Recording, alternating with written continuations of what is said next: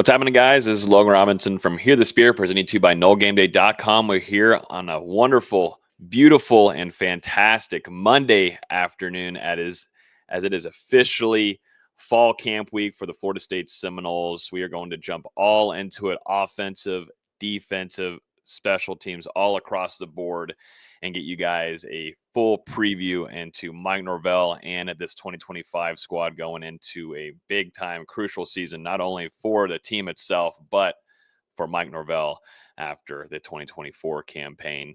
Also, too, we'll be jumping into what Bill O'Brien had to say, responding back to Thomas Castellanos during the ACC kickoff. And then, two, we'll jump into a commit that Florida State landed on the offensive line. And also, two, we'll keep you updated on training camp beginning for a lot of former Seminoles.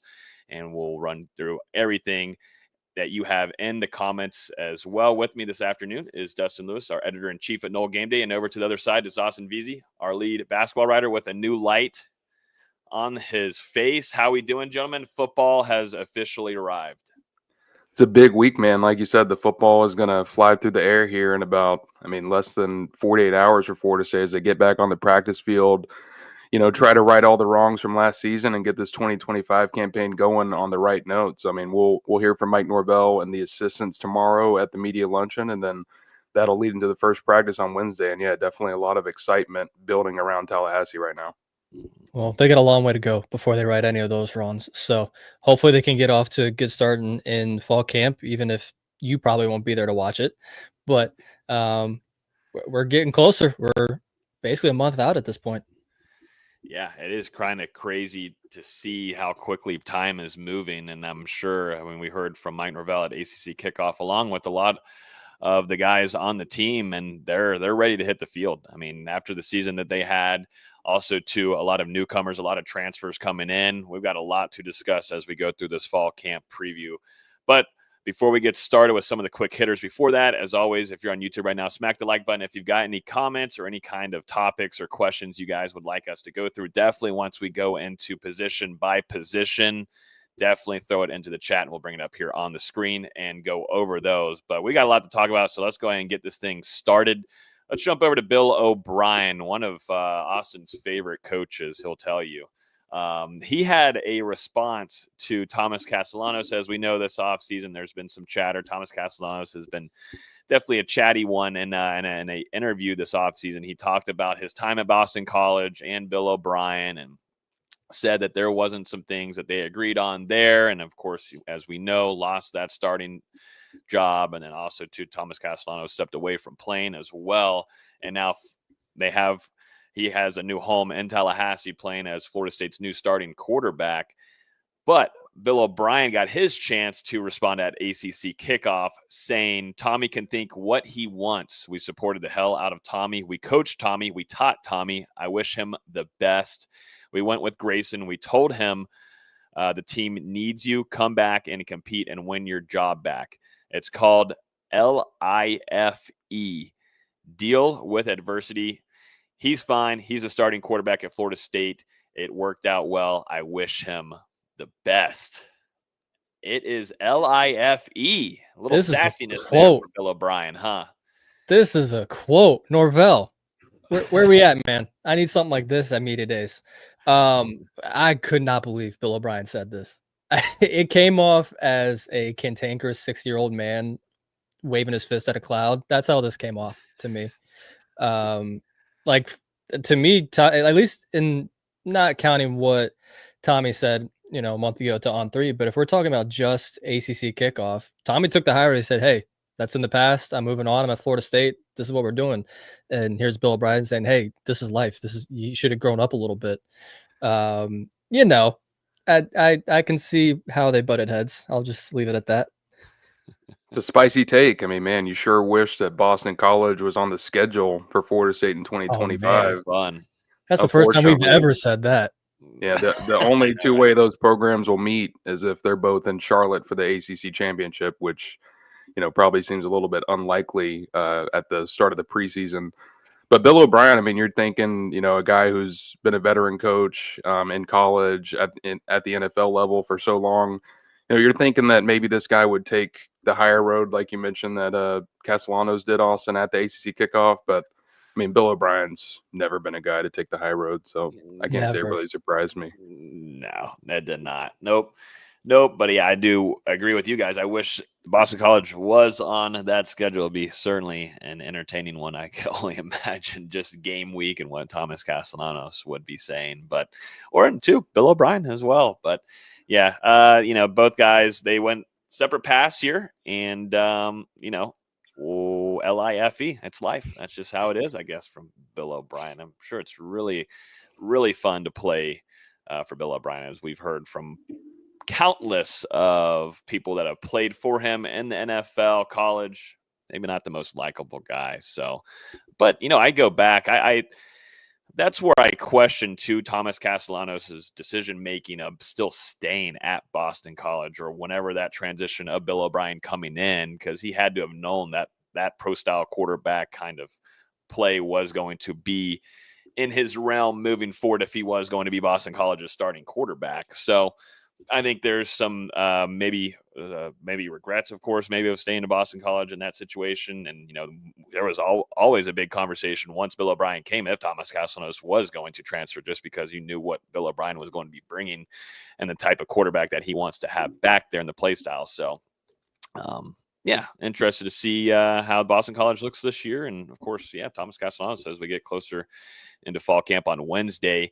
Florida State landed a 4-star composite per 247 Sports offensive lineman, Darren Parks, 6'5", 350 pounds, over some big-time schools too, D-Lou. Herb Hand gets a big-time pickup here from a big-time boy. 6'5", 350. That is absolutely just – that's insane of a high school recruit.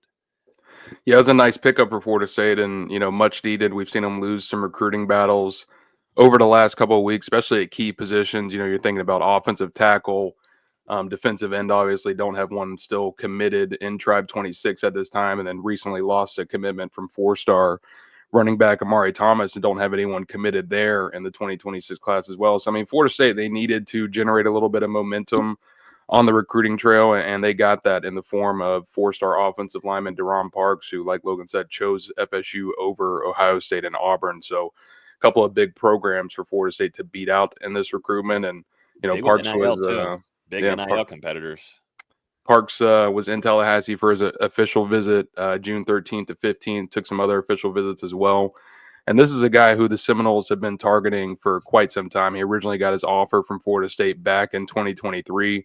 Obviously, since then, there's been a couple of big coaching changes on offense, with Alex Atkins moving on, Herb Hand coming in, FSU bringing in Gus Malzahn as well. And, Herb Hand was able to reestablish that relationship with Parks, and that paid off for Florida State to win this recruitment in the end. And now Tribe 26, I mean, as we get here, last couple of days in July, 22 verbal commitments in the class, sitting at number 13 in the country. So, I mean, Florida State, they've done a lot of good work on the recruiting trail here over around the last 6 weeks or so, obviously landing key pieces on offense and defense, finally get their quarterback in Tribe 26. But now as we exit the end of the summer, it's really important here for the Seminoles to focus in on that offensive tackle, defensive end, and running back positions to really shore up this class going towards that early signing period.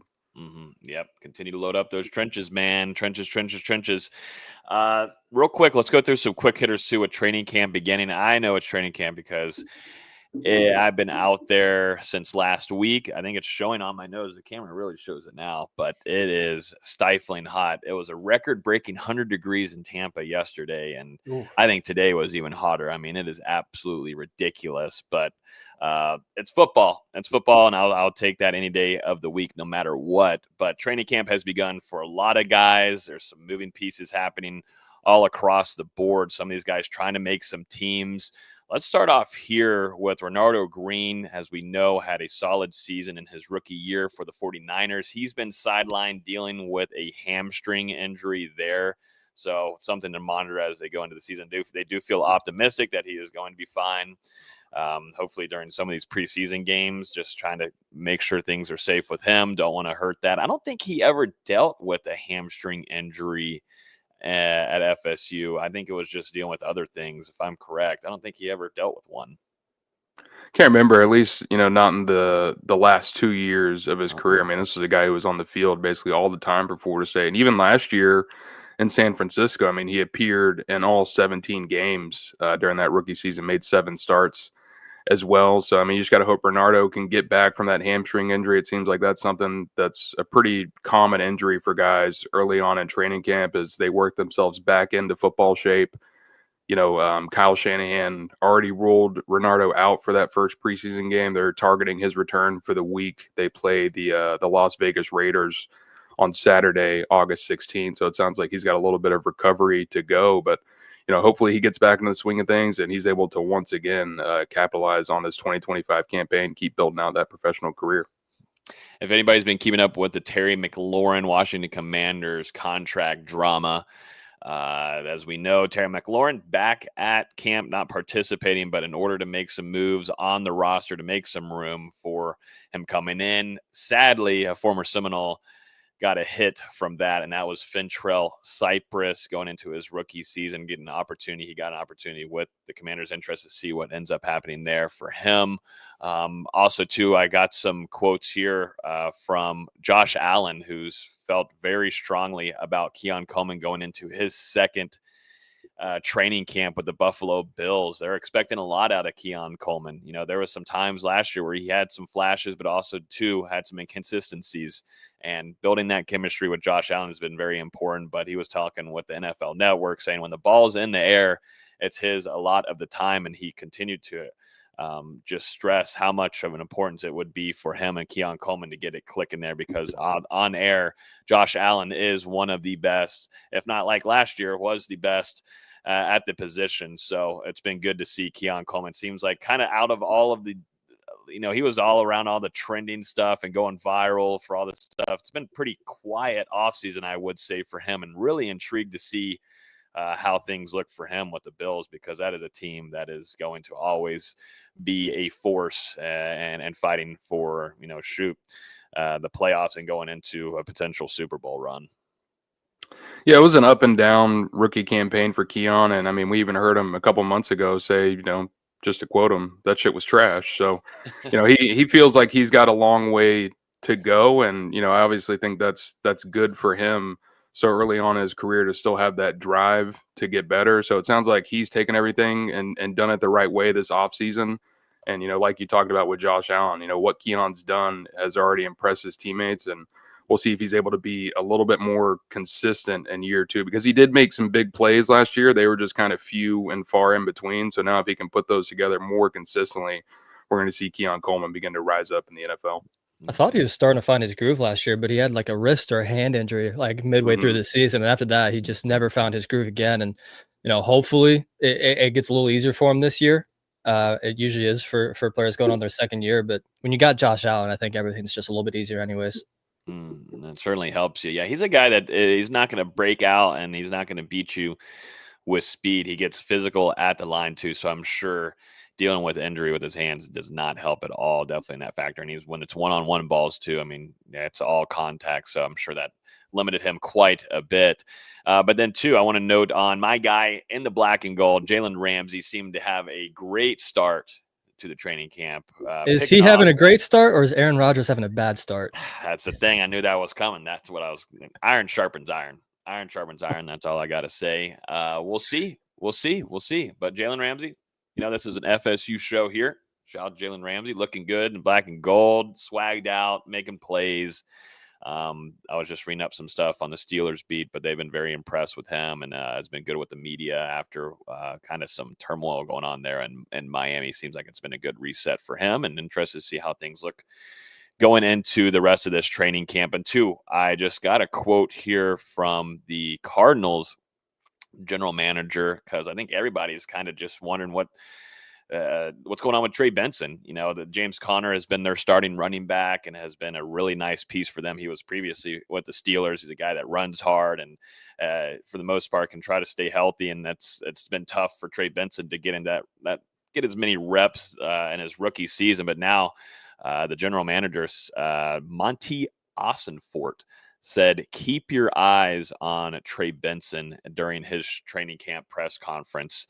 So, we're keeping a close eye and seeing what Benson can do, because as we know, that dude is uber and super talented and very hard to take down. And you need those kind of guys on your team when you're in the NFL. It'd be great to see Trey Benson finding a stride, gentlemen.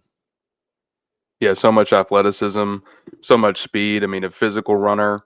And, he had some injuries last year that kind of took his rookie campaign the wrong way in 2024. But it seems like, like we were talking about with Keon, it seems like Trey's another guy who's been putting in the work this offseason. I saw some of his Instagram posts a couple weeks ago, and he was getting up there at the facility each day at 6 a.m. to start putting in the work. So he's put in the time, and, we'll see if it pays off. And he's got a good guy to learn from, obviously, in James Conner, like you were talking about.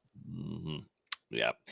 But yeah, that's going to do it for our quick hitters, ladies and gentlemen. And now we jump into what we've been waiting for a very long time. I'll be honest with you. When we were talking about it last week, I was like, shoot, it wasn't just after when the season ended in November. It was really, for me, like, shoot, end of September, maybe middle September, just because you already knew kind of the outcome of what this team was going to be for the rest of the season, which was really sad and depressing and tough for fans to watch and very rough for us to cover on a week-to-week basis. But now a clean slate has arrived. I want to start off with this. What are the things that y'all are both looking for, both offensively, defensively? I know, D-Lou, I know you got your special teams goodies as well. We'll make sure to save that for the end of the show to keep the people waiting. But what are some of the biggest things going into this fall camp that just have been sitting in y'all's heads a little bit the last few weeks as we've starting to get into that football mindset? I mean, the biggest thing for me, I think, is a renewed consistency in the trenches, because, you look at Florida State's multitude of problems in 2024. I think a lot of that can be attributed to how the Seminoles played up front. Obviously, one of the worst offensive lines in the country, and you had a lot of expectations for that defensive line, but none of those guys really rose to the occasion, especially along that starting front four when you're talking about Patrick Payton, Marvin Jones Jr., Joshua Farmer, and Daryl Jackson. There was very high expectations there, and, you did have some flash plays, but it obviously wasn't close to what you expected going into the season out of that defensive front. And Florida State has obviously made a bunch of changes there along the offensive line, along the defensive front, and they're really hoping that those pay off, because if they do, both sides of the ball should be much improved. For me, it's is this running game going to get going? Because Coach Norvell relies on his running game. We've seen it. His best teams have that focus on the running game, whether it's with the quarterback, like with Jordan Travis a few years ago, but also the Trey Bensons and Jashawn Corbin's even. It's always been a run-focused offense, and last year they averaged under 90 yards of rushing per game, less than 3 yards per carry. Gus Malzahn's obviously coming in to fix a lot of that. Dustin just mentioned the newfound offensive line with 4 new offensive starters. But this is a talented running back room, at least on paper. They didn't get a great chance to show it last year because of how bad the offensive line was. We also have a running quarterback again in Tommy Castellanos who can make plays with his legs. Can they find that success again on the running game? Because that's going to open up everything else that Norvell and Malzahn want to do with their offense that they couldn't do last year. Mm-hmm.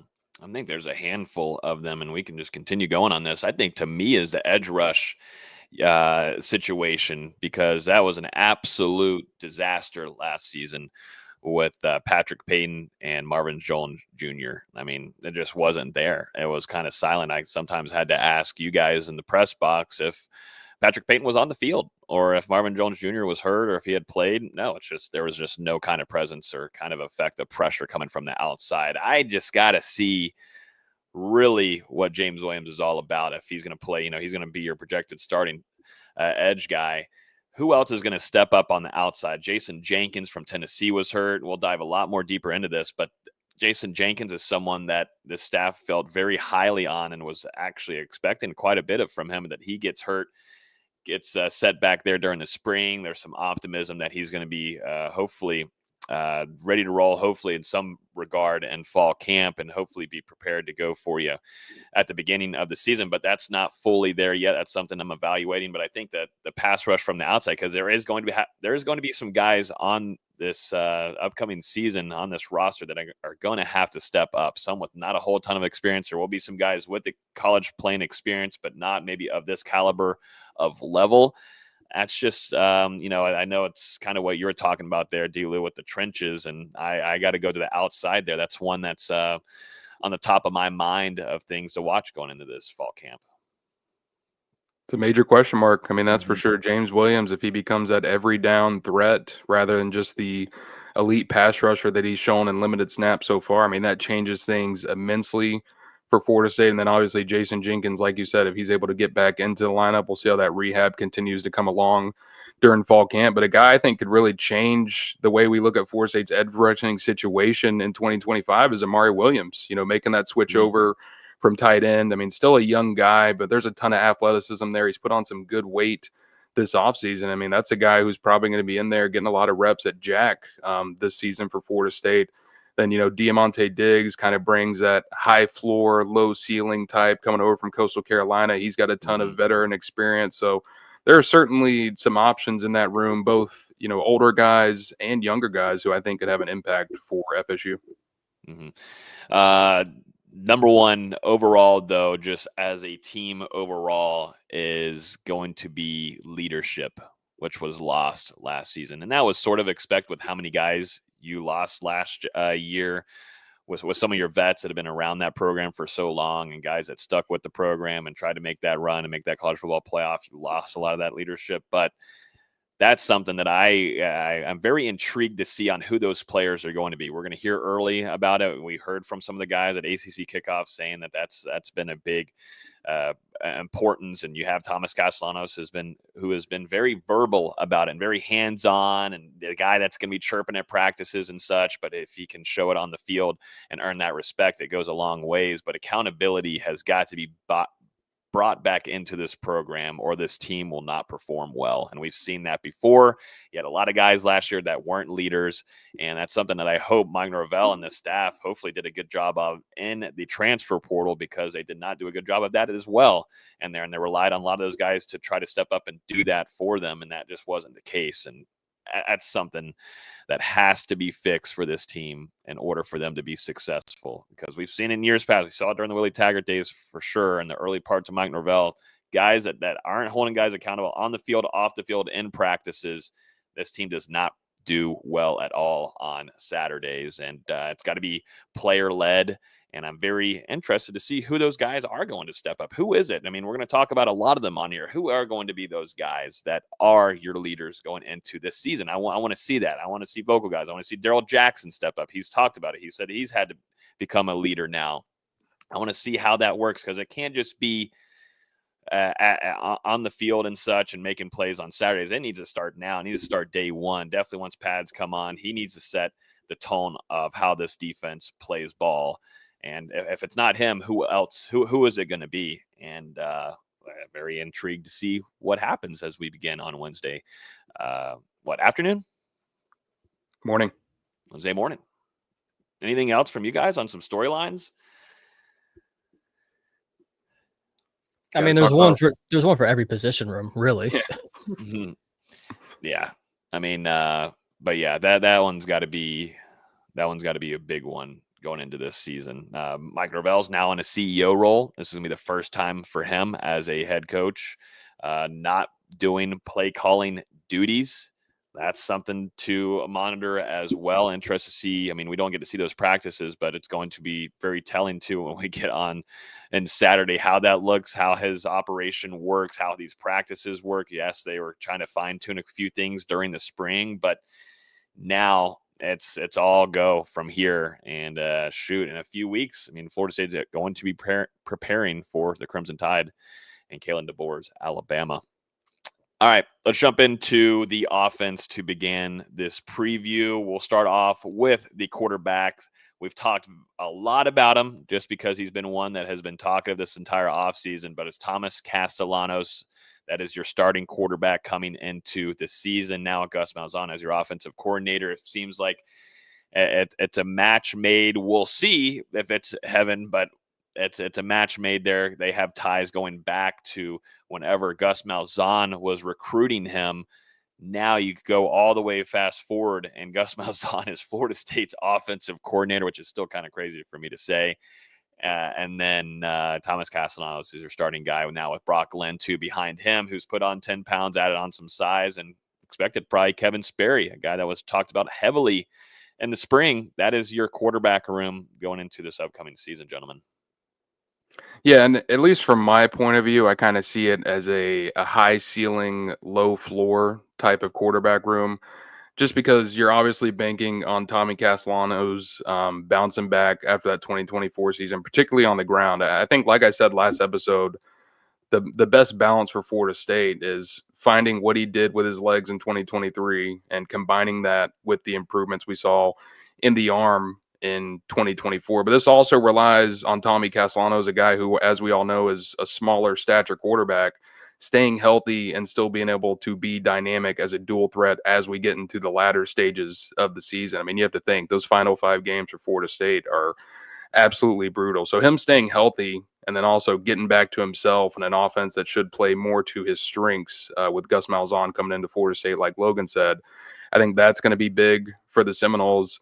But outside of, Tommy, I'm just not extremely high on the quarterback room going into this season just because, Brock Glenn going into his 3rd season at Florida State hasn't showed real capabilities to be a starting quarterback at the Power 4 level. He's struggled in a lot of his snaps. And I know at the same time, that's a guy who's been put into some bad situations since he arrived at Florida State, whether it was that true freshman season, getting thrown into the ACC championship and the Orange Bowl. And then last year, I mean, we all saw how that went. Kevin Sperry, I do think is an interesting young prospect and seems a little bit ahead of schedule based on how the coaching staff and other players were talking about him during the spring. But, at the end of the day, this is going to be a developmental year for him to begin preparing for the future. And I obviously don't think that he's going to play major snaps for Florida State in the fall. Yeah, as much as I don't think any of us expected to, I am curious to see if Sperry pushes Brock Glenn at all this fall for that 2nd spot. Again, I'm not expecting it to happen, but there was a lot of positive buzz about Sperry coming out of the spring. But yeah, I agree with you about Tommy, about this being a very high ceiling, low floor situation where if things are going well, this offense could look really as good as it ever has. But there's a chance where this falls on its face very, very quickly. And it's probably a bigger chance than people will want to admit. And that's what has a lot of us nervous about this season, is we saw how bad the quarterback play was a year ago. And granted, Tommy is not DJU. They're 2 completely different quarterbacks in every single way possible. But there's still a way for this to go completely wrong. And, maybe it's him getting hurt. Maybe it's those legs not being as effective as they were in 23, or that passing development that we saw last year at BC in those first 6 weeks of the season that doesn't translate over with new receivers and a new offensive line. There's so many ways for this to not go correctly, and I think that's why people are nervous. Mm-hmm. Yeah, I think this ties into with the offensive line and the concern from the spring where there wasn't a whole lot of time to build that chemistry with Thomas Castellanos. It's not just the offensive line building their own glue together, but also too that's very important for Thomas Castellanos as well. So that's why you're hoping we'll hear from Mike Norvell tomorrow. But you got to hope that whole entire offensive line is good to go, 110%, and that can get clicking very early on, because this will be their first time as a unit, a starting unit together, moving forward. But yeah, I mean, I think the aspect of a running quarterback is something that Mike Norvell has excelled on, as we do know during his time here at Florida State. And Jordan Travis, we knew how he was able to improve as a passer. You got to hope that shows a little bit too of some signs of growth for Thomas Castellanos as well. And you got to just see how well that those connections have been built this offseason with some of these wide receivers, which we're about to talk about here. But a running game, which we're about to talk about, some of these running backs, a running game surely would help a lot for Thomas Castellanos and this offense of taking over the game. Let's start off here. We'll run through some names here. I think this is going to be one that where it's going to kind of be just up for grabs almost, which is definitely a little bit different than what we've been used to in the last couple of years. But let's just start naming off some guys, and we can kind of plug and play on where they might sit fit in this depth chart. But I think we start off maybe here with Usman Kroma, someone that Florida State made a massive move for on the early signing day. Kind of shocked everybody here at NoleGameday, and a lot of the fans of flipping him from Georgia, really talented physical back. And then from what we've heard so far since arrival in Tallahassee has been really impressive with his work ethic. Roydell Williams is back for another season, former Alabama transfer running back there. You got Gavin Sawchuk, an Oklahoma running back transfer that is coming in to compete for a starting job. You've got Jalen Lucas as well, speedy running back, gadgety guy there. Cam Davis, is he gonna take that next step after a less, I would say, more of a disappointing start to his season? Maybe wasn't expected to maybe see a whole ton of field time as much as he did last year, but worked on his body, has trimmed up a good bit. And then you got Samuel Singleton and Keziah Holmes. What are y'all's thoughts on this running back room as a whole? And now where do you start putting these pieces at? Do you see a true freshman for Florida State on that field against Alabama and week 1?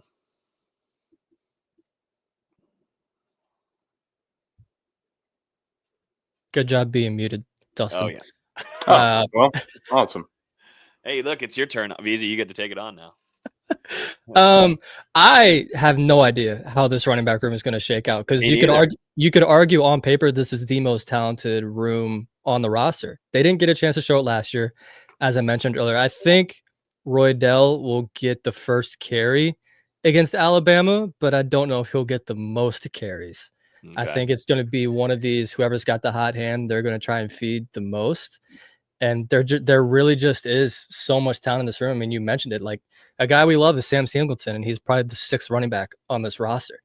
Like, this room is just so talented, and it really could shake out a number of different ways. Do they do 2 running back sets or backfields where you have Cam Davis and Keziah Holmes back there? They could do so many different things with this room, and it's going to be interesting to see how it shakes out, because there could be 5 guys that could be the starter any given week. Yeah, real quick before Dustin gives his take, I don't want it, though, to be a situation here where all right, Roydell Williams gets the first snap and he's a starting running back, but you should have probably just put freaking Usman Chroma out there because he's looked great and he's looked solid and he's your best back in that room. That's the one thing that Mike Norvell has got to fix, because that was something last year that irritated the living hell out of me. Well, how often does a true freshman running back start the very first game? Well, when you put a lot of resources and NIL into it, you kind of it's going to have to be mandatory. And also, too, he might be that. He might be that guy. That's the thing. It took Dalvin Cook, 7 weeks before he was finally getting some consistent carries. So, and that was a lot less crowded of a running back room. I'm not discrediting Carlos Williams at all. Obviously, Los is our guy, but it was a thin room. There's only 3 or 4 guys that you were worried about in there. This room has 6 or 7. Yeah.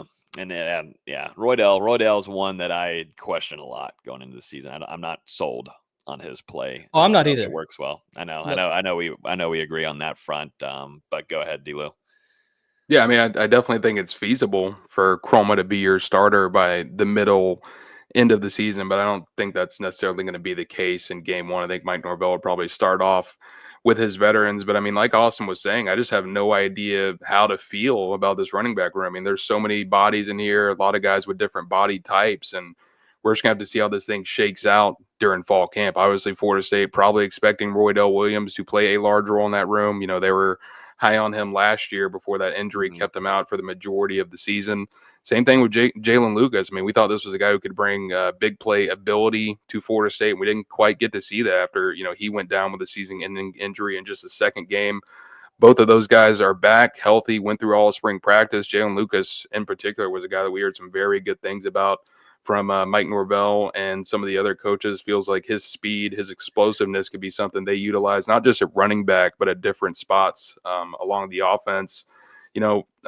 Keziah Holmes is back. And even last year, though, like whenever Roydell was dealing with his injury, Jalen Lucas went down. I think for the most part, we saw Florida State roll with the younger guys over Holmes, Cam Davis, Samuel Singleton getting a lot of playing time in 2024. I'm really interested to see about Gavin Sawchuk coming in, because this is a guy who didn't have his best season last year, dealt with some injuries, but before that had been pretty productive at Oklahoma over there playing against high-level competition. Actually had a really good game against Florida State back in that 2022 Cheez-It Bowl.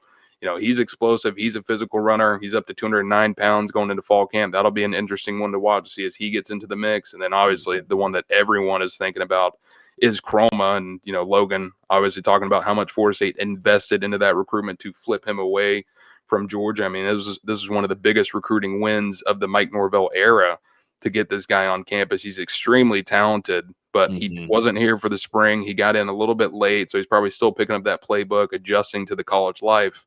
And it's going to take a big fall camp, I think, for him to jump into that conversation.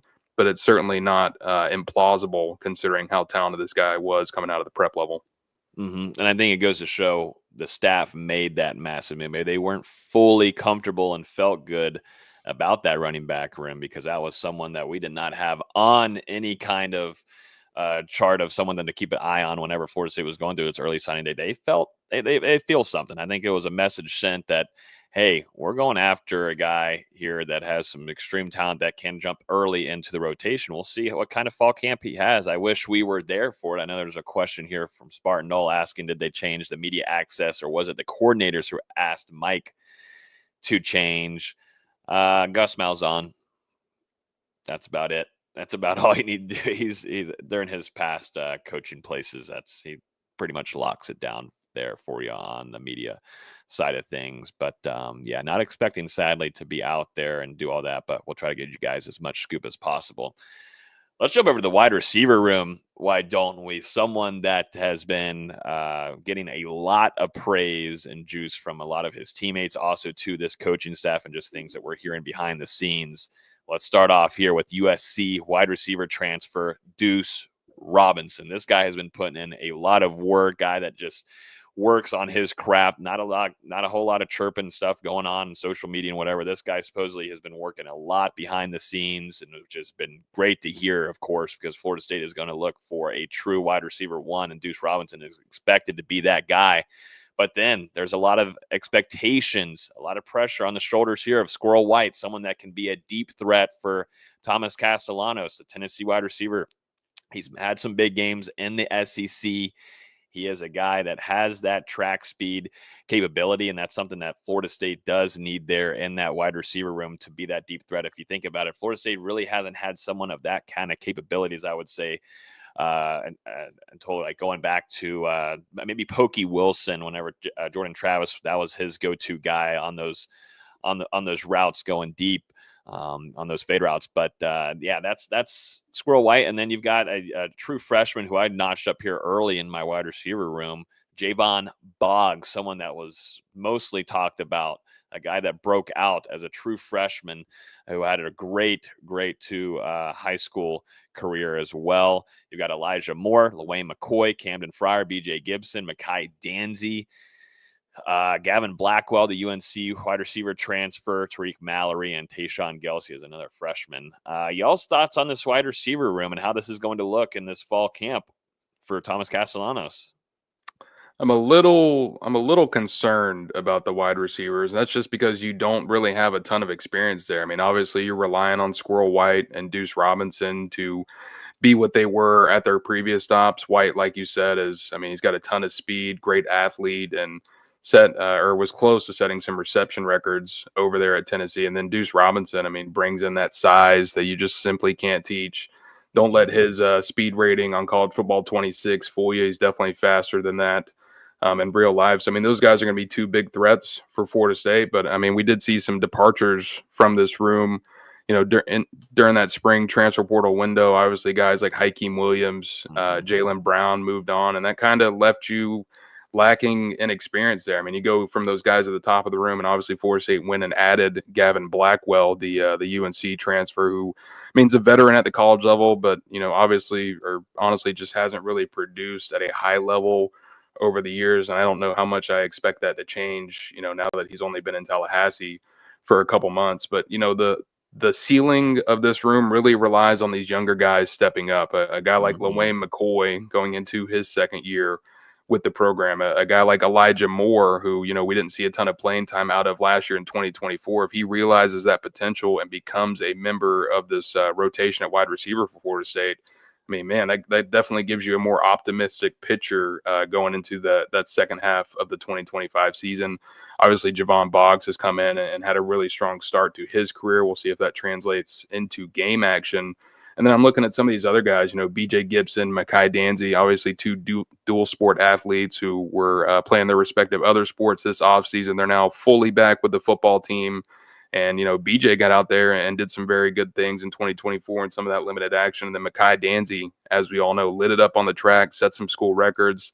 The speed is there. Florida State figures out how to utilize that with him now at wide receiver. I'm thinking about, getting him moving on some of those jet sweeps and things of like that to get him moving pre-snap and get that ball in his hands where he's already at a sprint. I mean, it could be really fun to watch in Tallahassee. But at the same time, I mean, if these guys don't realize their growth, it could be tough for Florida State to figure out consistency in that passing attack.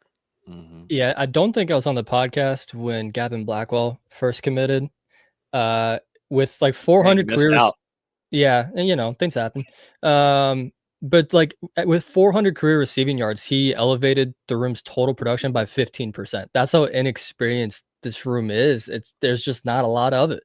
And I think that battle for that third wide receiver spot is going to be interesting because you expect Deuce and Squirrel White to get those top two spots, assuming Squirrel White's healthy. He's dealt with some injuries last year and in the spring, but that third spot's gonna be interesting between Boggs, Blackwell, Lloyd McCoy, Elijah Moore. There's a lot of guys who could step up into that role, and I think that battle is going to be arguably the most contested on the roster outside of running back, maybe. But at the same time, how reliant is this team even going to be on the passing attack? I think we kind of expect it to be a rushing focus first, like in years past. Are they really going to need their third and fourth receivers as much as they've needed it in the last couple of years? That's going to be something to watch, but a lot of talent, but a lot of unproven talent, as Dustin was just mentioning in this room. Yeah, that's what I was going to mention too. Like, do you need, even to the wide receiver 3 and then wide receiver 4, where you're used to seeing where Mike Norvell is? It's like a revolving door with wide receivers coming in almost every other play, it felt like. Yeah. It's going to be really predicated on, your 1 and your 2. And then, you sprinkle in your 3 there. Someone that might, a lot of teams don't have a lot of film on. You don't know what exactly Gus Malzahn is going to utilize him with, where he could take an advantage there. But specifically, what do you guys expect out of Deuce Robinson and Squirrel White? Like, Deuce Robinson comes from USC, was a highly regarded recruit in the country, a 5-star guy. Now he's over here. He's working. It seems like the work ethic has been really, really great. What do you expect from these two guys if they are your wide receiver 1 and 2 going into this upcoming season as we expect it to be? Big plays and consistency, honestly. I mean, Deuce Robinson averaged nearly 20 yards per catch during his time at UFC, and he's going to take on an even bigger role at Florida State, now being a full-time starting wide receiver and someone that Tommy Castellanos obviously has developed a bond with, a relationship with, since both of them committed to transfer to Florida State. And we've seen them hanging around each other quite often. So it wouldn't imagine me if those two have a little bit of a connection going on early in the season. Then Squirrel White, I mean, this was a guy who was pretty consistent as far as his productivity for Tennessee during his career over there, played against obviously some very tough competition in the SEC. And like Austin said, I mean, he was banged up last season. Seems like he's gotten back to where he's close to full strength or is full strength. I mean, he's put on some good weight this offseason. We heard Tommy Castellanos talking about him at the ACC kickoff. Sounds like he was full speed out there in those summer workouts. So, I expect both of those guys to be focal points for this offense in 2025. Mm-hmm. Yeah. Let's jump over to the tight end room, which we've been talking about. Yeah, we've been talking about this offseason on the show. It seems pretty loaded here. And, Gus Malzahn's got to be very happy about this because I think starting off with number 1 here, Randy Pittman comes from UCF. Transfers over to Florida State, someone that Florida State heavily recruited, previously was committed to the Seminoles, but ended up going over there to the Knights down in Orlando to play for them. And then you've also got Landon Thomas, who was one of your top prize recruits during his time at the tight end position. You've got Marquiston Douglas. Biscuit is back, so you feel strongly about your blocking. And 2, if you need Biscuit to catch some balls, he can do that for you as well and surprise some people. And then 2, I noted here, Chase Lofton. I think that's one that is going to be very intriguing. Not saying that he's going to be, breakout star for you in the 2025 season, but for someone to lift that floor up, and we've heard immensely good things about him from this coaching staff. this room is very exciting going into this upcoming season. That's got to help, you think, for a guy like Thomas Castellanos, if he's going to be rolling out, get to that one first level with the tight end. That should help you quite a bit. I'm pretty high on this room going into the fall. Obviously, everyone knows what Mark Keaston brings to the field. This guy's a veteran who has been at Florida State for multiple years, now returning for the 2025 season after a year at Arizona State. Randy Pittman, I mean, should be a fun one. Like we were talking about last episode, putting on 15 pounds this offseason. I mean, it's going to be a physical gadget type of guy who can dice defenses up, especially, I mean, he's got the speed advantage on most linebackers. Then you go over to Landon Thomas, a guy who had some very promising flashes during that true freshman season as a receiver. Really, the big thing for him is to continue taking steps as a blocker. You know, we'll see if he continues on that right track in fall camp. And then Chase Lofton coming in, 220 pounds as a true freshman. I think the majority of his contributions to the room are going to be in the receiving game rather than the blocking game. And a guy who I think we might be forgetting about a little bit, Amari Williams, who practiced primarily on defense during the spring. But I mean, we did hear from tight ends coach Chris Thompson ahead of spring practice that he expects Amari Williams to be working with the tight end some during fall camp. So if that's still the plan, we'll figure that out tomorrow at Tuesday's media lunch and whenever we speak to Norvell and Coach Thompson. But that would certainly be an interesting wrinkle if you have Amari Williams kind of switching there between tight end and also over there at the edge. Mm-hmm. Yeah, this room's right there at the running back room for me in terms of on paper talent. I am a little concerned with Landon Thomas because he dropped weight this offseason, as we were talking about last week, and that's not something he needed. But he's got all the physical tools needed to be an elite tight end. He's just got to take that next step. I think having Randy Pittman kind of beat the bridge between the last tight ends Florida State's had that weren't very good, and hopefully the future of Landon Thomas can be what's needed. But Pittman's the best tight end Florida State's had in a while. And to bring along this room with Marquise and Douglas and Landon Thomas and Chase Lofton and all these other guys, this is a very, very talented room that hopefully can make the contributions needed that Norvell really hasn't had in a tight end room since he was at Memphis. And that's something we talked about when he was coming over for Memphis. Oh my God, he uses tight ends. I can't wait. And we haven't really seen it because the tight end room just hasn't been up to par. Mm-hmm. If I were to write an article, D-Lou, which would be crazy, right? Oh, God. If I were to write an article, if I were to write top 3 offensive weapons for Florida State going into the 2025 season, beautiful headline, by the way, I would go and put Randy Pittman in top 3. Randy Pittman would be right there just because of, that tie with Gus Malzahn and what you expect to be utilized with. Like, that offense is going to play a lot in part and some of these game preps for what Randy Pittman can do for you offensively, because like we saw and heard in the spring and some of those scrimmages, they are going to move him around quite a bit. And he's just not going to just be your generic traditional tight end just because he has all different kinds of versatility. It's going to be nice, though, to have Marquise and Douglas down there for blocking. And if, Landon Thomas can take strides in blocking as well, that's nice. But Randy Pittman's got a lot of those tools that you got to feel excited about with this offense. If I'm thinking of something to get me excited about going into the season, I think the addition of Randy Pittman surely adds to that. And then over to the offensive line, because we've had a few comments about that, and that's always the question mark. It will always continue to be, because Florida State, and almost my entire lifetime, it just feels like it is never going to be a strong suit in the favor of the garnet and gold. And here we go. Florida State has revamped it under Herb Hand coming from UCF with Gus Malzahn. A lot of transfers here. You've almost got a whole new offensive lineman except for one guy. But let's go over, and we'll start from the left and we'll move all the way over to the right. And if we want to get into some depth pieces, we certainly can. But I've got the first unit here listed. Gunnar Hansen coming from Vanderbilt as your left tackle, someone that was limited in the spring. Didn't get to see a whole ton of there. Richie Leonard is back for another season. He just was invited up there to the ACC kickoff, expected to be one of your bigger and vocal leaders, which is great. Former UF transfer.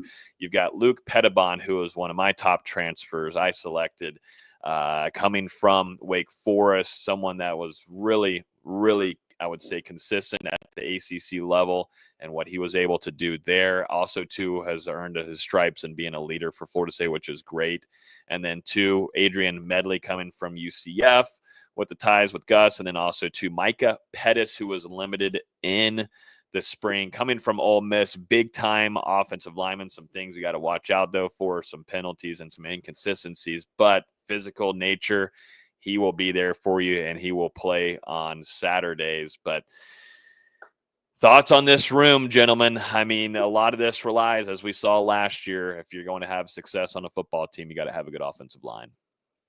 Yeah, the only thing I would do as far as your projection is switch Medley and Richie Leonard. I think Medley is going to be left guard since that's where he was starting at UCF, and I think Richie will slide in at right guard. But other than that, I agree with you on the starting five, and I'm pretty bullish about this offensive line. And like Austin was talking about earlier, I mean, Florida State wants to get back to running the ball at a high level, and I think it starts with having some very big dudes up front. I mean, you look at these five, basically your smallest guy is 310 pounds, and that obviously wasn't the case the past couple of years. You had some undersized guys starting along the offensive line for Florida State, but I mean, even now, Luke Pettibon's up to 310. Adrian Medley, I guess, is your smallest guy at 309, but I really like what Florida State's bringing in at the tackles with Gunnar Hansen at 325, and then obviously Micah Pettis, we'll see if he trims up a little bit during fall camp, but right now it's slotting in right under that 350 mark at 349 pounds. So I mean, the size is something that immediately jumps off the page to me. And then obviously the four new guys that Florida State is bringing in have a ton of experience at their respective schools. Biggest thing now is developing that chemistry. We've kind of talked about it during the show, but Florida State lost some important reps during the spring with guys in and out of the lineup, mainly Micah Pettis and Gunnar Hansen during that spring window. But now all five of those guys should be healthy going into camp, and it's going to be important to keep them on the field together to establish that continuity as you get closer and closer to playing one of the best defensive fronts in the nation in Alabama on August 30th. I think as long as this group is being asked to run block, I think they're going to be pretty damn good. I'm worried about pass protection, especially on the edges with Pettis and Hansen, more so Hansen than Pettis.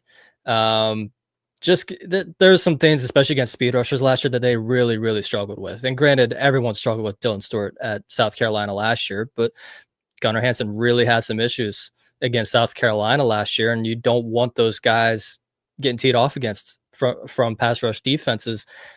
I am also very worried about the depth because Florida State offensive lines have never been able to stay healthy. And you look at the depth behind them, Lucas Simmons hasn't taken that next step yet. Jonathan Daniels is still young and developing. Bryson Estes is the size of a tight end at this point. You have Jacob Rizzi, who came over from Harvard last year. You would like him to be good depth. Same with Andre Otto, but it's not exactly great depth that you have a lot of confidence in. If someone goes down, you need this group to stay healthy. Yeah. If someone even misses a game, you're going to be really worried about that group. Yeah, you don't want to have the shuffling again that Alex Atkins had as well. I mean, of course, this relies on staying healthy, but there was times where Florida State was healthy on the offensive line, but we're shuffling them after the second series. Don't understand that at all. I keep. Hopefully that's erased from my brain as we go into this next season. I don't think Herb Hand is going to be doing a lot of rotating like wide receivers at the offensive line unit. Let's build some damn chemistry. I don't care if it's not a really great game from the offensive line and you're facing against Alabama. Don't switch things up. Keep this team together. Keep this offensive line and this unit together and let them learn and build off of that. And that was just something that also, too, I mean, it just didn't seem like you had the talent and development anyways. It was just the excuse of putting in new players and let's just try this. But Alex Atkins is no longer on this staff, so you got to hope maybe some things with an experienced coach that has been able to develop guys with her like Herb Hand can keep this group together, but staying healthy. Nonetheless, that's football for you. You got to just hope that can stay that can actually happen. But yeah, it's going to rely on this. And if you get that running game going, that is going to play a big part in how this offense clicks and can hopefully take over some time of possession in some of these games, as Florida State lacked immensely last year. Let's jump over to the defense, gentlemen, which this one is, I would say, even harder. Oh, look, offensive, defensive, and what is that? What just came up on the screen? Florida State's defense is going to be hard to preview here. I'm going to go and tell you that right now. And definitely since we're not at practice, it's even harder to figure out. But Tony White comes in from Nebraska. He brings in a few transfers as well that have played under him. Now, you changed some things with Odell Higgins. He's no longer there as your defensive lines coach. You've got Terrence Knighton there. You made some room too. You've got Cooper as a safeties coach there as well. John Papuchis is now as a linebackers coach. And what are y'all's thoughts on this side of the ball going into this next season? I think there's a lot of question marks on the depth part of it. You feel strongly in some areas for sure, like the linebacker room and maybe some of the defensive backs. But seems like there's some big question marks once again going in this fall camp of who is going to step up and be that guy for you. A lot of changes, and it's going to look vastly different from what Florida State fans have watched out of their defense for the last 5 seasons under Mike Norvell. But at the same time, I think this defense could be very beneficial for Florida State. You look at what Tony White did, and upon arriving at Nebraska, significantly improved their ability to defend against the run, and that was something that really hurt Florida State last season. So I think at a minimum, you should expect the Seminoles to be better at the point of attack and stopping the ground game. And then as far as the passing game, that's going to be something to see, because there were some times where Tony White's defenses struggled against the pass, and there were some others where they were a lot better. So we're just going to have to see how these defensive backs transition into that system, because you've obviously got a bunch of guys learning new roles going into fall camp. Yeah, I absolutely love this defense. I don't know why. Outside of the safety room, which you guys know I haven't been the highest on for like 2 years, but everywhere else, I really like this defense. I think they're going to be flying around, making plays. It wouldn't surprise me to see them single-handedly win a game or two this season, just on their backs. I think they've got talent at every level. This is the most talented linebacker room I think they've had since I've been watching Florida State.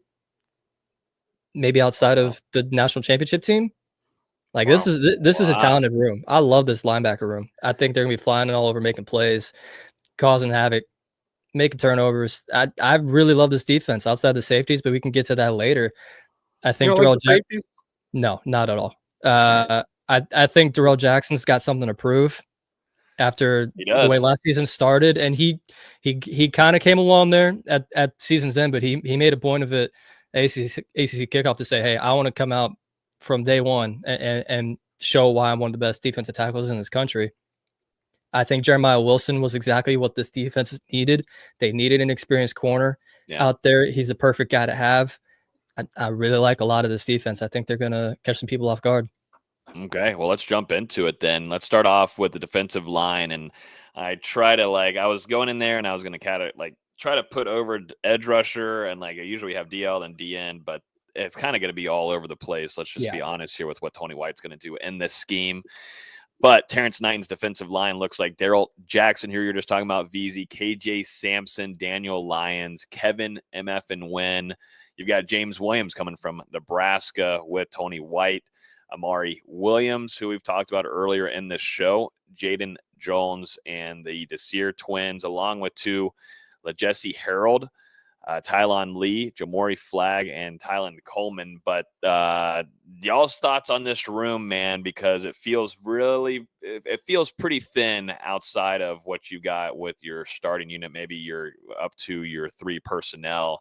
If you're talking Darrell Jackson, Daniel Lyons, KJ Sampson, if Kevin Wynn can take that next step, but I'll let you guys have at it. What are y'all's thoughts on this defensive line in the trenches? Yeah, it's kind of hard to project the starters just because this defense is going to be so multiple and the front's going to be ever changing. But as far as the 2 guys, I think that are going to make the biggest impact for Florida State and play the most snaps for the Seminoles in 2025, obviously Darrell Jackson and James Williams. Those are going to be 2 guys who this room really relies on to make that success happen. Williams, obviously, with his ability to get out the quarterback, and Jackson has that tendency to wreak havoc in the middle. If he can bring that in a little bit more consistently, we could be talking about one of the better players in college football. That's to be determined. We'll see how it works out once we get to the actual season. Outside of that, Florida State's really got some things to figure out here as far as guys who could play on the inside or the outside. We saw Deontay McRae get a little bit of work at the edge during spring practice, but now he's bulked up to 287 pounds. Seems like he's primarily going to be an inside guy for Florida State. Jason Jenkins, TBD upon his return from injury, but, he was working outside. I think he's got the potential to play inside as well. And then I look at Diamante Diggs, the other transfer that Florida State got. He's probably going to be an edge jack type of guy for Florida State in there on pass rushing downs. But Florida State, you've got some guys returning who you're really hoping are going to take the next step, especially alongside that interior. We've talked about Daniel Lyons. We've talked about KJ Sampson. They both got some potential. They just haven't harnessed it consistently at Florida State so far. I think Kevin Wynn, of course, but going back to KJ Sampson real quick, I think this guy, if he does realize his potential, because Florida State's coaching staff, they were talking about him pretty highly during spring practice. Seems like he had some things that he had to work out early on, but he really began to get on the right track as the spring continued. That could be a difference for Florida State in that interior. And then Kevin Wynn obviously coming in with all of that talent. He's trimmed up a little bit. Seems like he's in pretty good shape going into fall camp. Definitely want to get Terrence Knighton's idea on Kevin Wynn after seeing him in the spring, and then now how he's looking going into fall camp. But Terrence Knighton, he doesn't love to talk about freshmen, so I'm going to do my best. Please, we need updates on Kevin Wynn tomorrow. Please give us some good stuff. I think this room definitely depends on who's going to step up next to Daryl Jackson. Obviously, Jackson has to take that next step as well, but whether it's KJ Sampson or Lyons or Kevin Wynn or whoever can step up next to him is going to make this front 3/4 much more difficult to deal with, because they really are very versatile. Daryl Jackson can get after the quarterback in a number of different ways. So can James Williams and Jason Jenkins. There's so much versatility in this room, and that's something Jackson talked about with this new scheme is T-Knight just lets them be versatile and lets them be football players. And I think that's going to be an interesting shift from what we've seen from Odell Higgins for the last 30 years and his defensive tackles, but there really is a lot of different ways that they can utilize these guys, but someone's got to step up on that interior next to Jackson for this entire defense to realize its potential. I forgot to mention him earlier, but I brought him up earlier in the show. Amari Williams, if he realizes that potential, I think this is a guy that could be the X factor of Florida State's pass rush. Okay. There's a duo here too, and they so happen to be twins, but we've heard some really good things about the Desir twins as well. These guys have shown up in phenomenal shape. Seem like weight room junkies, and Coach Storms has been doing some good work with them, but those are guys that we might see early on as true freshmen into this rotation, which is going to be very interesting to watch. But someone's got to step up here. A couple of them have to step up, and we'll see. Really, it relies on Jason Jenkins on if he's going to be fully healthy going into this season or not. But you got to have some other guys that you went into that transfer portal to step up with some of these guys. And Diamante Diggs is one that we heard about during the spring as well. From this coaching staff that they feel they're really intrigued on, and someone that has flashed. So we'll see who is going to take those next steps out of your starting unit. Let's jump over to the linebacker room, which now has actually turned out to be one of the most, I would say, on paper, most impressive room as a position group on this roster. But let's go over to Elijah Herring. We'll start off with him as someone that is coming from Memphis with a lot of a production, a very versatile linebacker there, which I thought was one of the best gets in this transfer portal for the Seminoles. You've got Omar Graham Jr. coming into another season for the Noles. Stephon Thompson, who previously played with Tony White at Syracuse, and then also followed him to Nebraska, and now has followed him all the way down here into Tallahassee.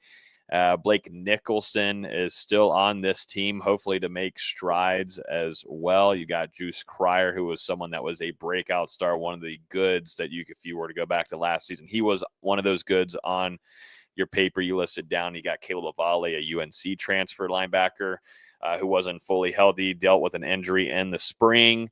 And then you got Jaden Parrish, AJ Cottrell, Ethan Pritchard, and it just depends too. And with this scheme of how Tony White puts it, you could see Amari Williams drop back a little bit too. It just depends on how this looks overall. But specifically as a linebacker room, all of us on here have felt really strongly about this room. And VZ, I'll lead it to you, because I feel like when you're saying, they feel like really good about this defense going into the season, a lot of that has to be predicated on what this looks like at the second level for the Seminoles.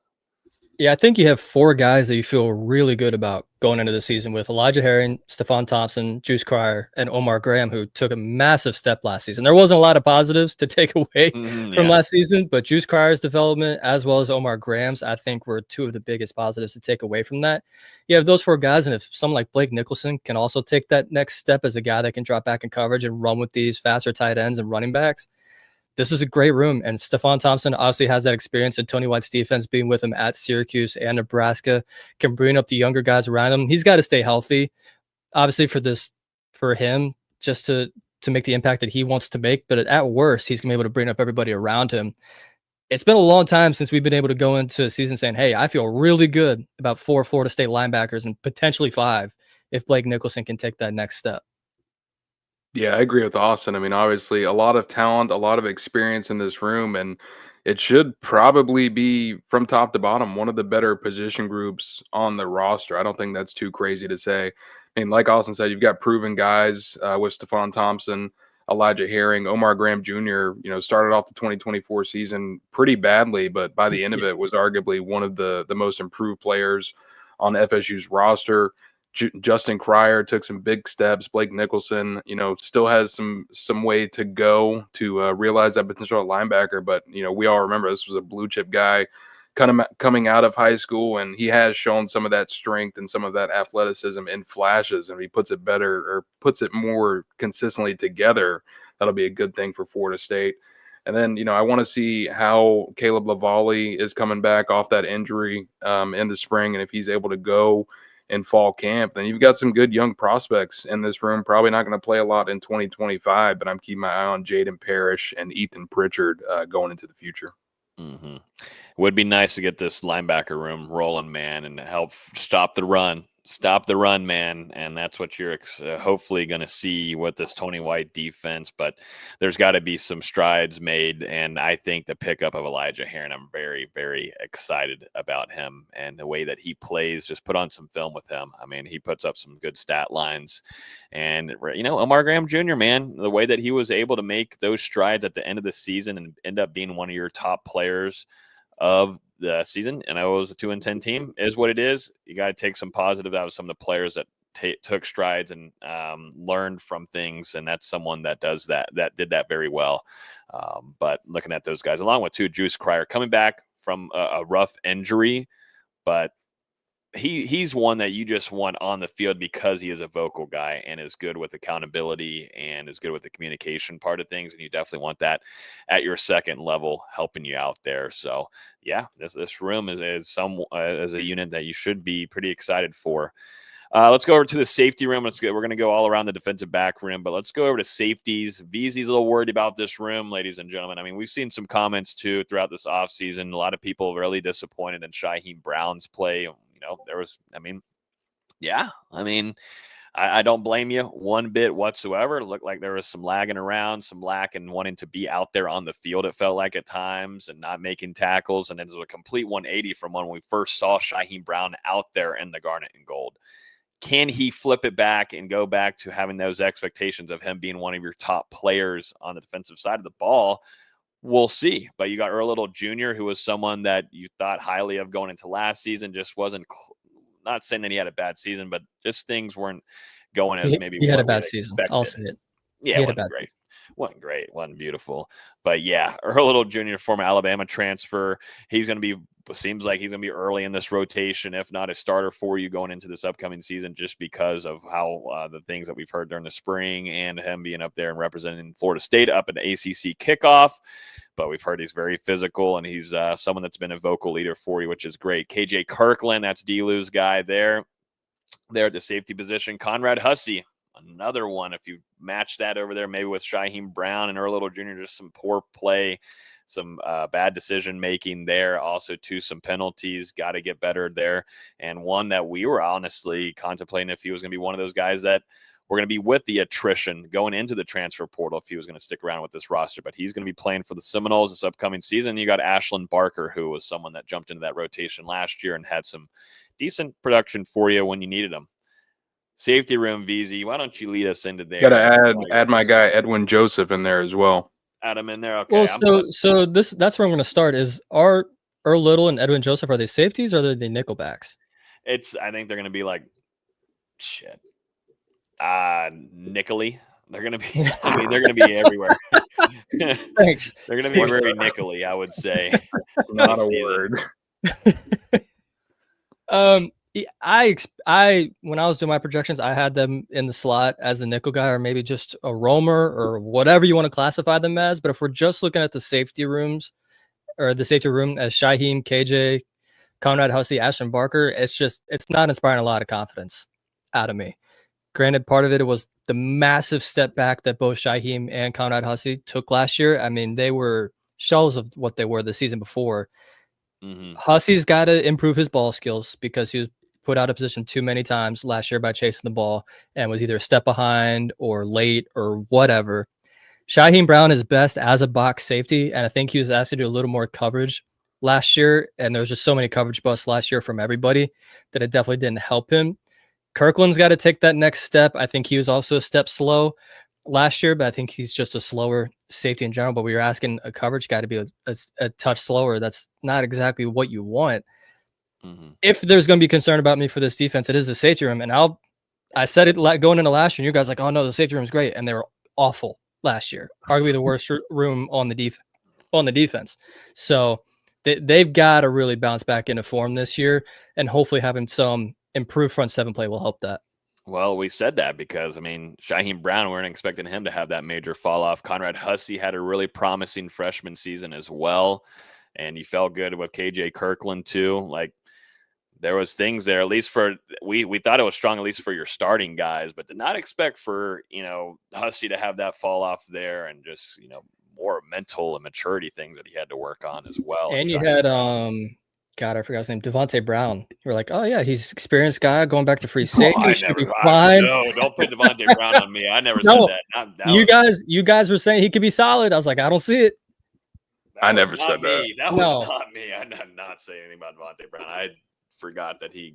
I'm gonna go delete that show from the YouTube channel so you can't find the quote. That was D-Lou. That was D-Lou's breakout potential guy of the season. Right. Man, now we're stretching it. Chill. Well, now you give why you should feel comfortable with the safety room, D-Lou. I don't know about comfortable, but I mean, I definitely feel a little bit better about it than Austin. And I mean, that's mainly because I'm expecting a guy like Shyheim Brown, who, I thought might depart from Florida State after that 2024 season, whether that was to try and declare for the NFL level or transfer to another squad. He decided to come back. And I do think that's because he's focused on bouncing back after that 2024 campaign that just went sideways for Florida State from all levels. Not as high on Conrad Hussey figuring things out, but I mean, it says a lot for him not to run from adversity and to come back from Florida State and see if he can get back into that form that we saw when he was a true freshman on the ACC championship team. And then, I'm looking at some of these other guys, Ashton Barker, KJ Kirkland. I thought they were both solid depth pieces for Florida State last year and can continue to be in those roles.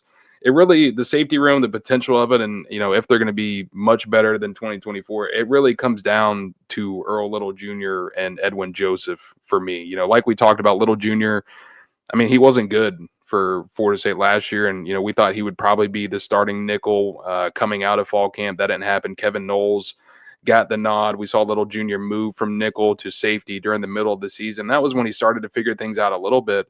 But I think really the optimism from his side, it comes from what he did during spring practice, where we heard so much good things, from Mike Norvell, from Tony White, from other players on the team, whether that was defensive backs or wide receivers, talking about going up against Earl Little Jr. in practice. And it says a lot that Florida State, brought him as one of the representatives to the ACC kickoff. I mean, this is a guy who clearly is jumping into a leadership role for Florida State, and we'll see if that pays off. And he finally realizes, I mean, remember, this is a guy who was a 5-star recruit coming out of high school when he signed with Alabama.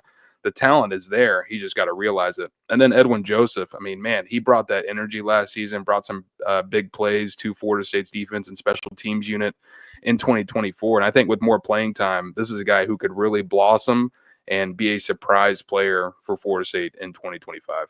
Shoot, I think he could be your star player on defense for you, to be honest with you. I mean, he's just that talented and is really good with understanding where he needs to be at the right time and the physicality factor.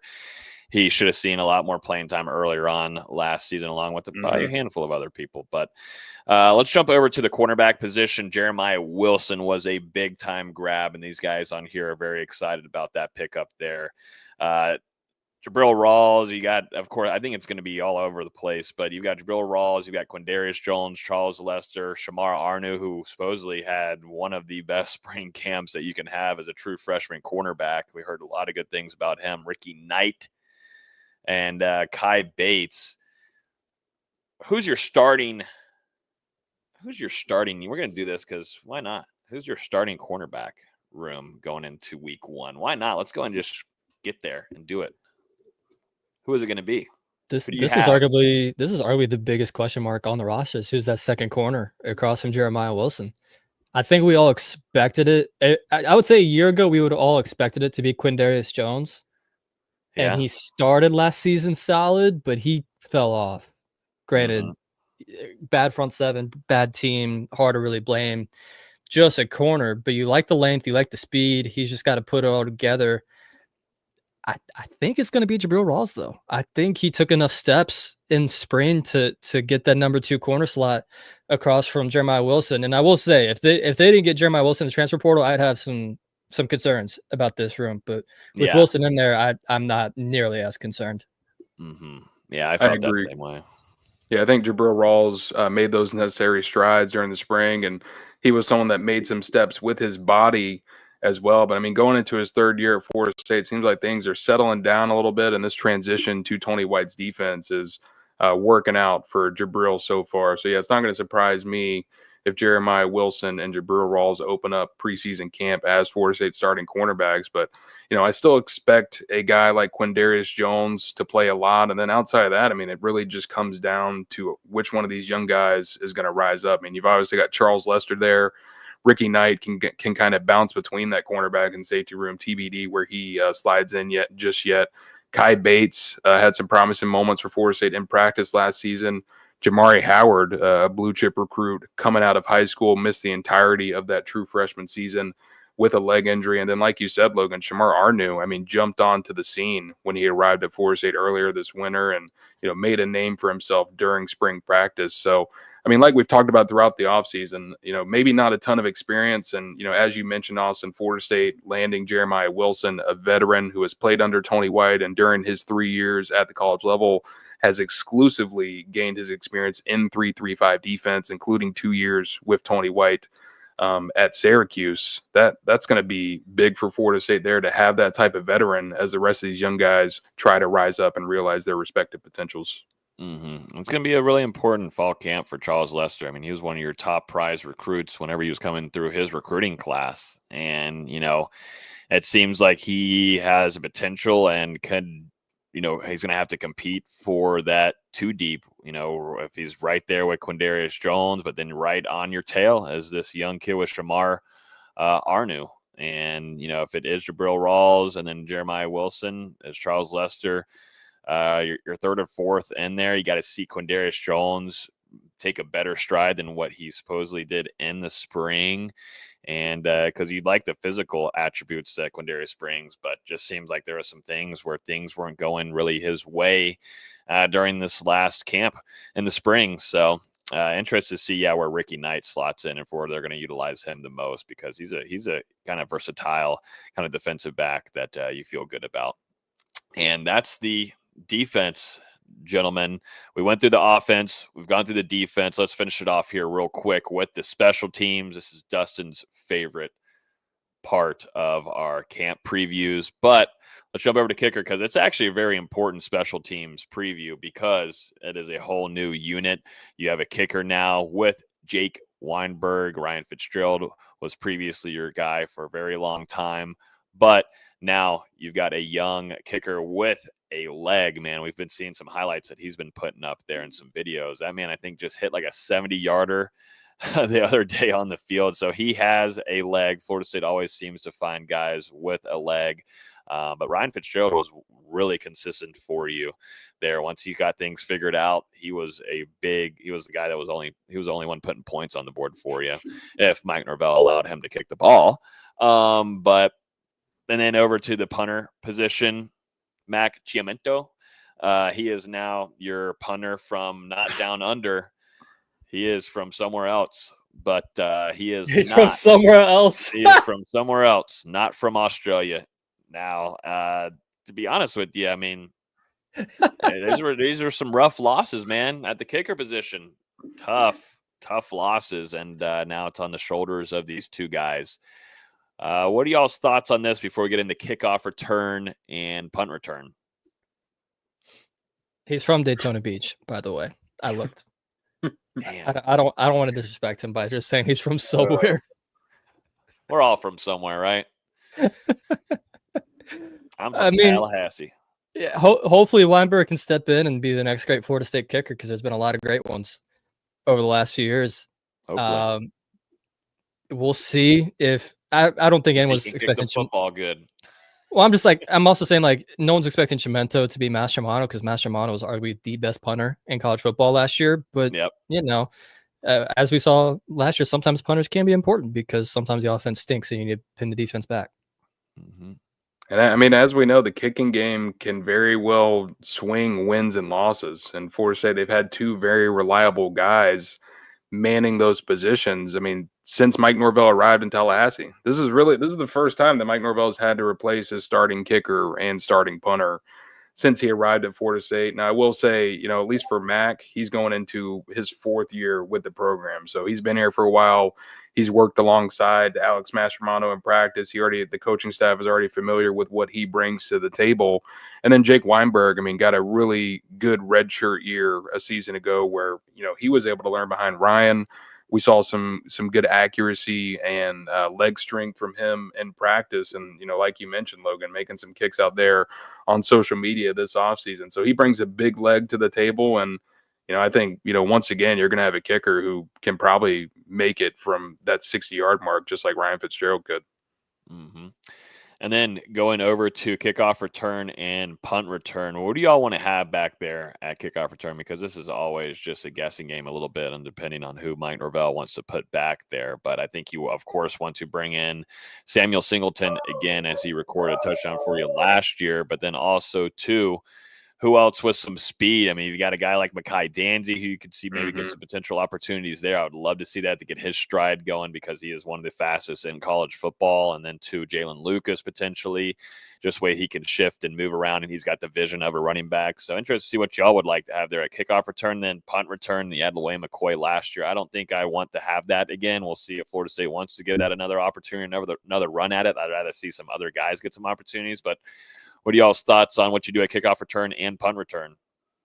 Yeah, you pretty much went over all the names for me. I think you're definitely going to start off with Samuel Singleton back there at kick return, especially what he was able to do a season ago. And then, a guy like Mekhi Danzy would be perfect to sprinkle into the mix. Someone who isn't a projected starter necessarily in that wide receiver room, but you can get the ball in his hands in other ways, like on kick return. And then we'll just have to see from there. Jalen Lucas is one that I'd be interested to see, but obviously he's coming off that season-ending injury. At the same time, you think back to what he did at Indiana and had 3 total kickoff returns for touchdowns during his 2 seasons with the program, tied for a program record there for the Hoosiers. So, obviously he can get it done on special teams. And then, Logan McCoy potentially. Camden Fryer obviously has some speed to him. When I go over to punt return, though, I'm thinking about Squirrel White, because he's got a ton of experience doing that in the SEC during his time at Tennessee. And if he is back healthy, it wouldn't surprise me if we see him back there once again now that he's here in Garnet and Gold. Mm-hmm. Yeah, you mentioned the 3 guys for kickoff return for me: Sam Singleton, Jalen Lucas, and Mekhi Danzy. I think those are the 3 that need the ball in their hands the most. When it comes to return, and with punt return, it's Squirrel White, unless they just say, hey, we need you as a starting receiver more than we need you as a punt returner. Then from there, I don't know who it's going to be, honestly, because as you mentioned, Logan McCoy was, not the sturdiest at punt return last year. I don't know if I'd love to see that again. BJ looked all right. He got some looks late in the season. Yeah, but again, a guy that doesn't have a lot of experience, and granted, as long as someone is catching the punts, that's going to matter, because as we saw last year, sometimes just catching it can be a lot. Let's just start there before we start worrying about people being dynamic back there. It can be an offensive lineman back there as long as they're catching it. I don't care. Come on, Micah Pettis. Come on, give him a shot. Give Big Boy a shot. Why don't we? Come on, let him bulldoze over people. But I think that's going to do it for our 2025 fall. No camp. launch. We got to get our Dustin 10-minute lawn snapper preview in. Oh my gosh. Yeah, what's You were almost going to let it go by. Rundown? What's the 30-second rundown? He'll have an article ready to go for you. Well, Florida State returning starter and redshirt senior Mason Arnold. And this is a guy who brings a lot of experience to the table.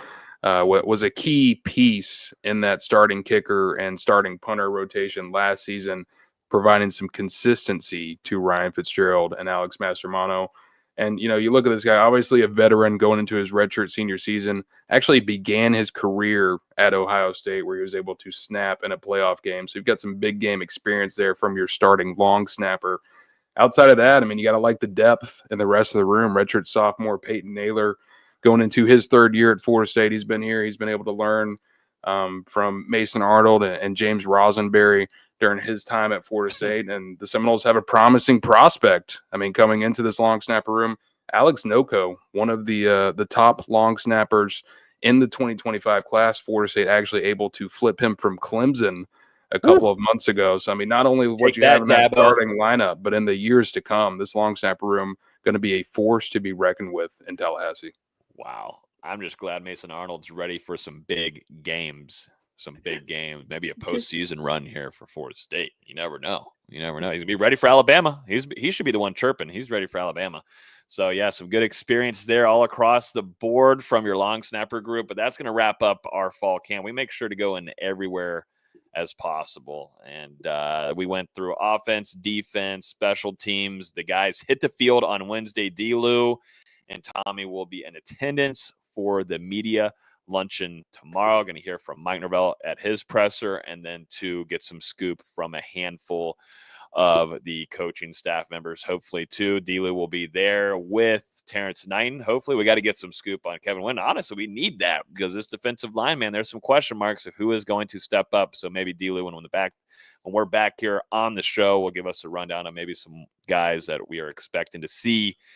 Hopefully, take that next step because Florida State needs it there in the trenches, and maybe get over there to the offensive lineman too, D-Lou, and talk with Herb Hand because, man, I want to see that group stay together, and maybe he can maybe confirm that's going to be the plan. But anyways, that's going to do it for the rest of this show. Who knows? We might see you later this week if we're able to get some scoop or something from the beginning of fall camp. Maybe we'll see you later in the week. So make sure you hit the like button, hit the subscribe button. Make sure you hit that bell next to it. It will notify you every time we release a new video or when we go live, because we will have press conference videos going out for you guys from Mike Norvell and players and coaching assistants as well. So the time to subscribe, if you've been waiting for some reason, the time is now to hit that subscribe button. A ton of content coming your way.